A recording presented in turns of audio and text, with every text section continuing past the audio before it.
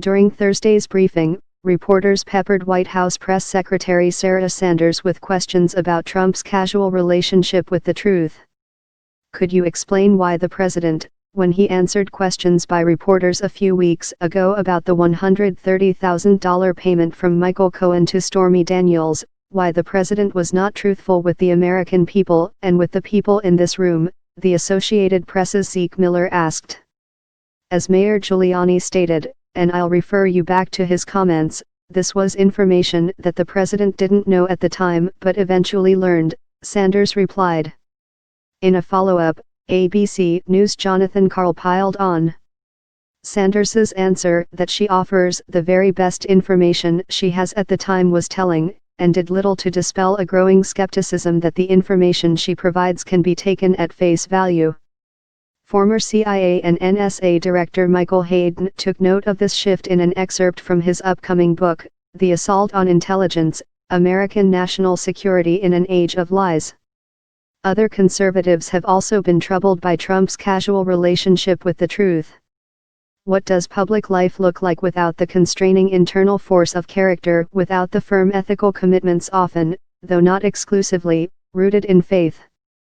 Michael Gerson wrote in the Washington Post last year.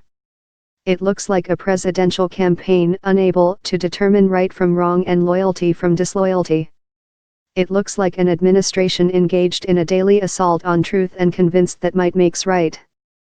It looks like the residual scum left from retreating political principle, the worship of money, power, and self-promoted fame. The Trumpian Trinity. In an op-ed published last week in the New York Times, Daniel Efron, an associate professor of organizational behavior at London Business School, posited an explanation of why the president's supporters seem unbothered by Trump's lies. Wittingly or not, Mr. Trump's representatives have used a subtle psychological strategy to defend his falsehoods. They encourage people to reflect on how the falsehoods could have been true, Efron wrote. It's through that lens that one might understand the statements made by Sanders, who, like her predecessors, is tasked with spinning the president's tweeted and off-the-cuff remarks into the realm of reason.